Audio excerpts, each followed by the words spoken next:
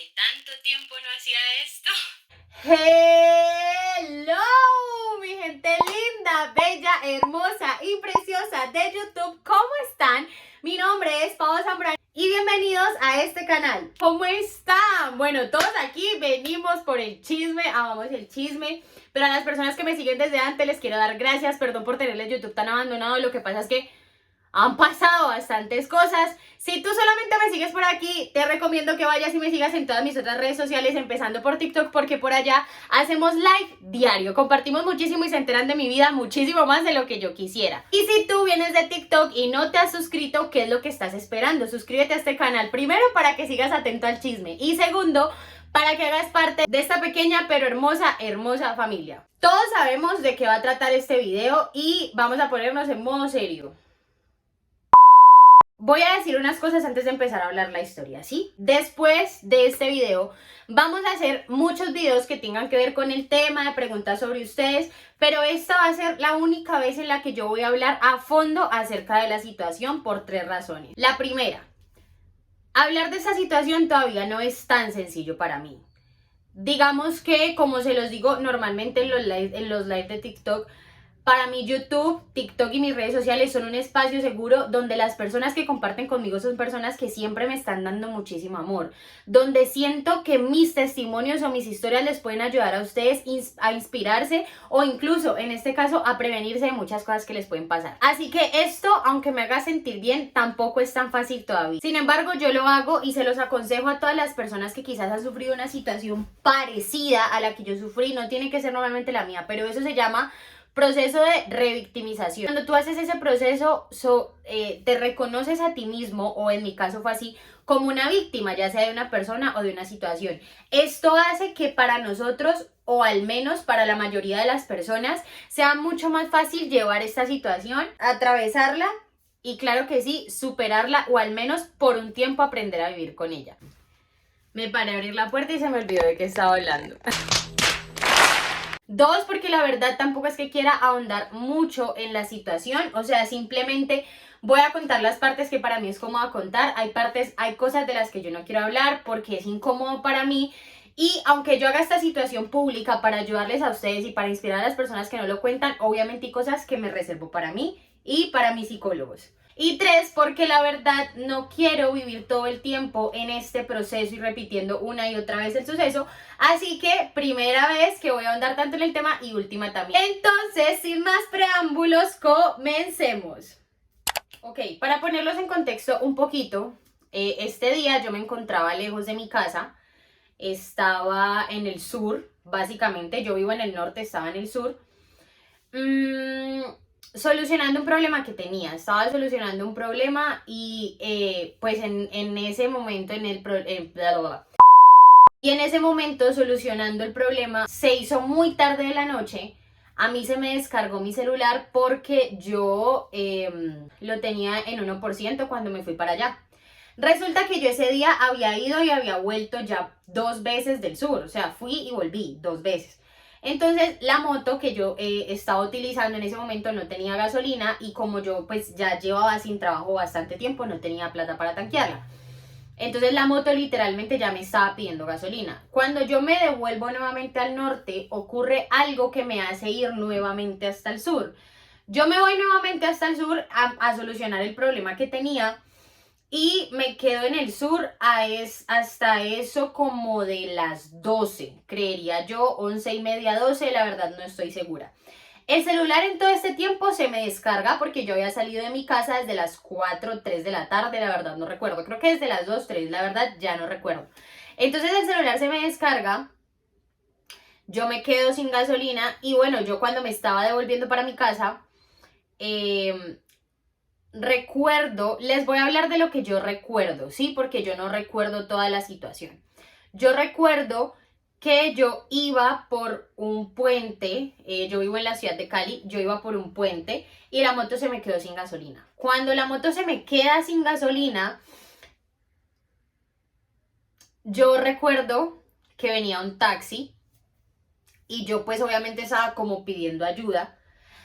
Venía un taxi, yo recuerdo que ese taxi se bajó el conductor, habían otras personas, pero la verdad yo no recuerdo, y desde ahí yo Desde ahí yo ya no tengo más recuerdos. Es decir, en mi cabeza, como una imagen, no está el recuerdo de lo que ocurrió. Yo únicamente tengo como visiones, ¿saben? Como cuando uno tiene lagunas mentales, como cuando estás muy borracho que medio te acuerdas así como de pasón de recuerdo. De cuando yo me desperté, no les voy a contar muy a fondo cómo me desperté, pero estaba como en una vía donde pasa el tren. La moto estaba al lado como si yo me hubiese accidentado y yo no recuerdo qué lugar era. Yo solamente recuerdo que estaba tirada como si me hubiese accidentado. Me paré y yo veía como cuando tú te quedas mucho tiempo viendo hacia el sol, que después empiezas a ver como blanco y solo de figuras, así más o menos se veía. Y yo recuerdo, no estoy segura si empecé a caminar, a manejar, no estoy segura. Recuerdo que algunas personas me hablaban como ayudarme, pero yo simplemente seguía derecho. Y recuerdo que empecé solamente a caminar. No sé hacia dónde iba, no sé en dónde estaba. Yo creo que yo venía como hacia mi casa, o no lo sé. Y recuerdo que reconocí la casa de una amiga. Yo estaba cansada, tenía mucha sed, así se sentía mi cuerpo, me dolía el cuerpo, me dolía caminar. Claramente pues tenía dolor en la zona pélvica. Y yo recuerdo que empecé a llamar a mi amiga. La empecé a llamar. Entro yo a la casa de ella y ella me empezó a ayudar como pudo. La verdad, yo ahí ya no tengo muchos recuerdos. Lo que me dice ella es que ella me empezó a ayudar, me dio agua. Ella tiene un hermano que es paramédico, entonces él empezó como a ayudarme, ya que yo estaba pues bastante golpeada. Tenía golpes en el ojo, en la boca, tenía un golpe en la costilla. Estaba pues como drogada, como ida, yo no recuerdo nada. Él me examinó, yo empecé a pedirle ayuda desesperada a ella. Recuerdo que le empecé a decir a ella que no quería ir al hospital porque a mí no me iban a creer. O sea, le dije que a mí no me iban a creer lo que me había pasado, entonces que no me llevara. Ella, de la manera que pudo, buscó cómo, contactó, una persona la contactó con mi mamá y con mi hermana. Me dieron un calmante y me dieron algo para que yo pudiera dormir. Ya solamente me acuerdo cuando llegué al hospital, al otro día en la mañana, porque yo ese día estaba muy reacia y pues ella no quería hacerme daño. El hermano se llevó la moto a su apartamento, a donde pues vivía él, pues para guardarla y que digamos yo no la viera y me sintiera mal, porque verla me hacía recordar o me hacía sentir lo que había pasado. Al otro día yo llego al hospital, mi amiga me lleva, me deja allá porque ella se tenía que ir y porque aparte, la verdad, esas cosas tienen muchas implicaciones, pues legalmente hablando, y ella no quería meterse en problemas y la entiendo totalmente. Entonces ella me deja allá, le da el guarda todos mis datos, él llama a mi mamá, se comunica con ella. Mi mamá llega al hospital, cuando ella llega me atienden, yo estaba pues en una silla de ruedas. Automáticamente, cuando la doctora me atiende y me evalúa, me da el nombre de código blanco, le explica a mi mamá que esto es un código que se activa, es una ruta que se activa cuando llegas a esas urgencias, y se activa para la fiscalía para que te den todos los cuidados y el acompañamiento necesario en ese momento y después también, pues porque eso tiene muchas implicaciones físicas, fisiológicas, psiquiátricas, psicológicas, bueno. Me meten a un cuarto, me canalizan, me toman todos los exámenes, orina, sangre, bueno, todos los exámenes, me hacen un tacto también, lógicamente, pues para ver qué tan grave había sido la agresión. Tiempo después llega la psicóloga y la psiquiatra. Yo recuerdo que este momento fue bastante fuerte porque yo no había dormido nada. Yo en ese momento no sabía cuántos días llevaba fuera de mi casa. Sí, o sea, yo solamente sabía que me sentía muy cansada. Y les estoy hablando que esto ocurrió un martes en la noche, un martes en la tarde, en el día, y yo aparecí el jueves en la mañana. Entonces todo ese tiempo pues yo la verdad no sé qué ocurrió, no sé dónde estuve, solamente recuerdo cuándo me desperté. Entonces fue muy fuerte porque yo no había descansado nada, yo me sentía cansada, yo sentía que mi cuerpo no podía más, yo solamente pensaba en qué estaba pasando, me preguntaba por qué estaba pasando eso, por qué estaba yo ahí, porque estaba recobrando la conciencia. Entonces me estaba preguntando de todo. Mi mamá me compró comida porque pues yo llevaba 3 días sin comer, nada, sin tomar nada. Y aparte pues estaba cansada, estaba deshidratada, estaba soleada, de todo. Entonces recuerdo que mi mamá me compró comida, yo comí y me dijo que pues intentara descansar, que intentara dormir, pues porque igual venían muchas cosas más y yo tenía que descansar. Yo recuerdo que me acosté y empecé a soñar y yo solamente recuerdo que, vean, lo que yo sentía era, yo no veía nada, sí, o sea, la imagen que yo tenía era negra, pero yo sentía como me estaban dando los golpes. Sí, o sea, yo tenía golpes en el ojo, en la boca, entonces yo era como si mi mente estuviera recreando el momento en el que eso pasó. Entonces, nada, yo empecé a gritar, lógicamente, empecé a gritar. Mi mamá se para de donde estaba sentada, me coge la cabeza, me empieza a decir que está bien, yo me levanto y me levanto ahogada y asustada y empiezo a llorar. Pues claramente de ver a mi mamá ahí, de ver lo que había pasado, de acordarme y de sentir, porque yo lo sentía, o sea, no era que yo lo estuviera soñando y yo creo que esto es muy difícil de entender para muchas personas, pero yo lo sentía, sí, yo sentía los golpes de nuevo, yo sentía el abuso de nuevo, yo lo sentía, yo todo lo sentía de nuevo. No lo estaba soñando, lo estaba sintiendo. En ese momento estaban la trabajadora social y la psicóloga ahí. Ambas me dijeron que estaba segura, que estaba en un sitio a salvo, que nada malo me iba a pasar, que estaba con ellas. Me metieron ahí sí a un cuarto porque yo no podía estar pues enfrente de todo el mundo.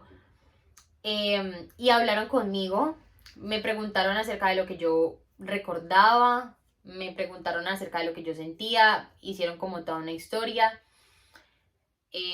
hablaron conmigo, hablaron con mi mamá, lo normal, esto es un proceso normal cuando pasan este tipo de cosas, para poder reportarlo y pues que se te dé el acompañamiento después de la situación. Cuando esto pasa, yo cojo mi celular y bueno, intento contactarme con las personas que yo en ese momento sentía que quería contactarme.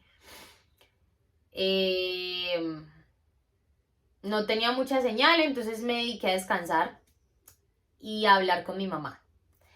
Mi mamá estuvo conmigo todo el tiempo, mi mamá esa noche no durmió porque yo tampoco pasé una buena noche, no podía dormir. Eh, Lloramos juntas por muchas cosas que hablamos en ese momento. Yo sentía muchas ganas de ver a mi hermana porque mi hermana era como un lugar seguro, era una forma de saber que todo estaba bien. No se pudo ese día, ese día no me tomaron más exámenes. Al otro día en la mañana mi mamá se tuvo que ir, entonces yo me quedé sola por un momento.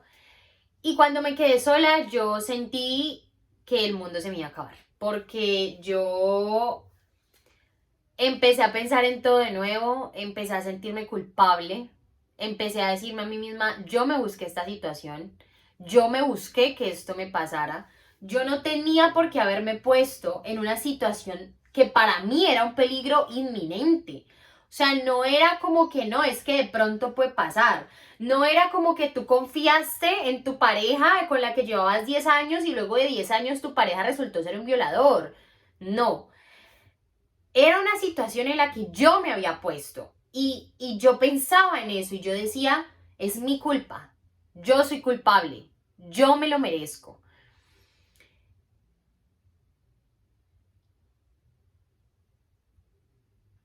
Fue demasiado difícil, fue demasiado difícil y yo me acuerdo que me empezó a dar ansiedad.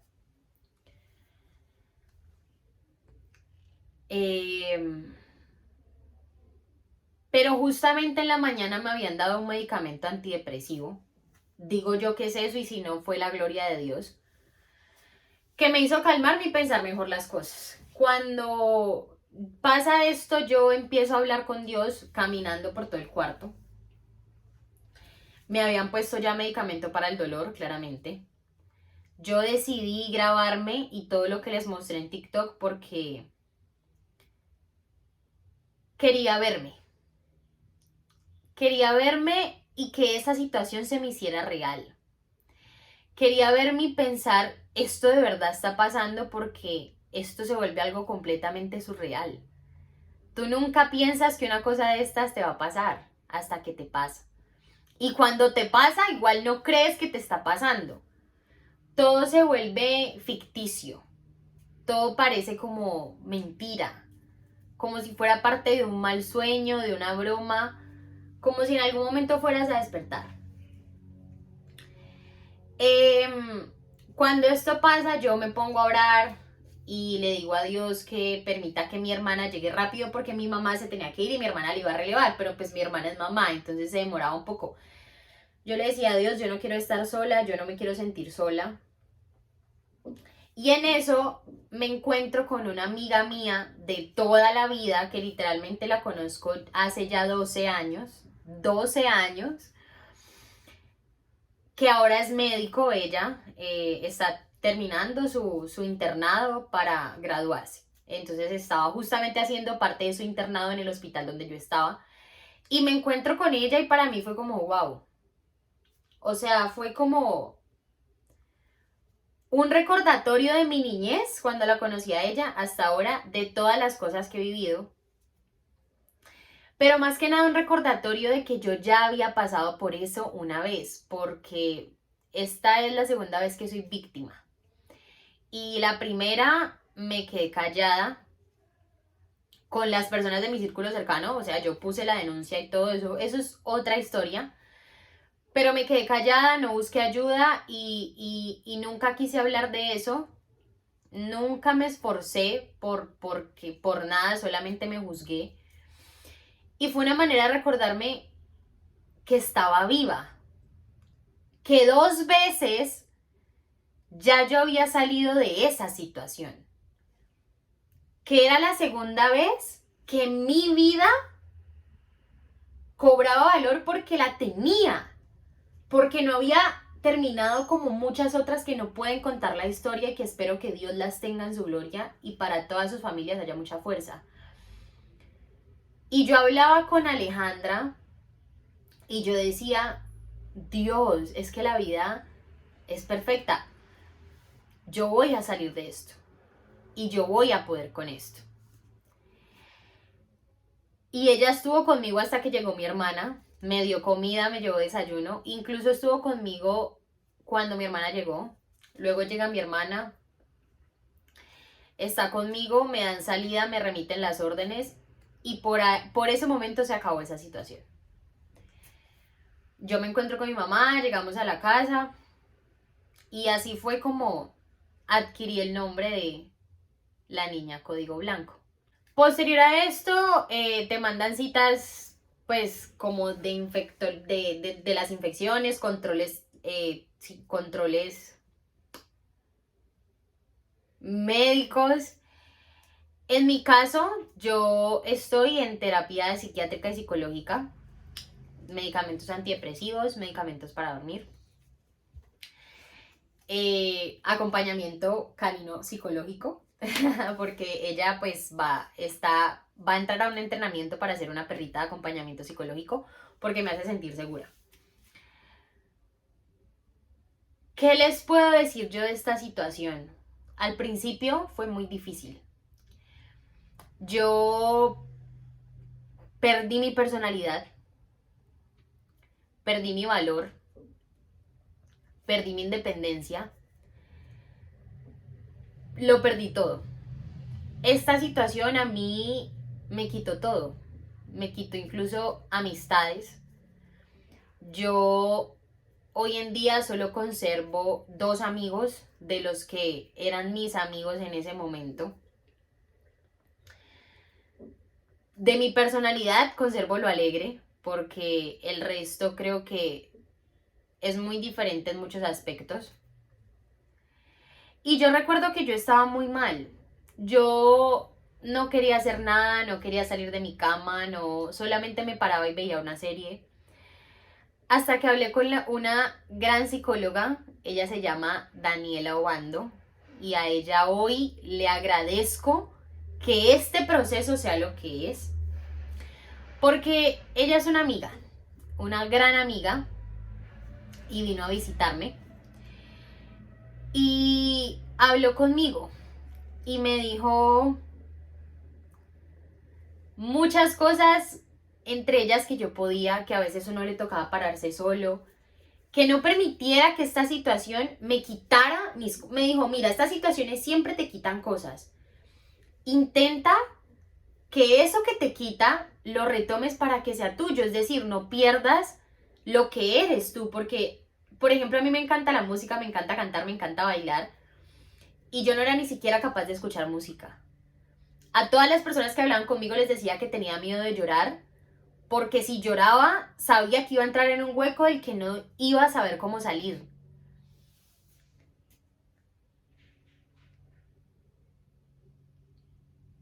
Y cuando hablé con ella todo fue diferente.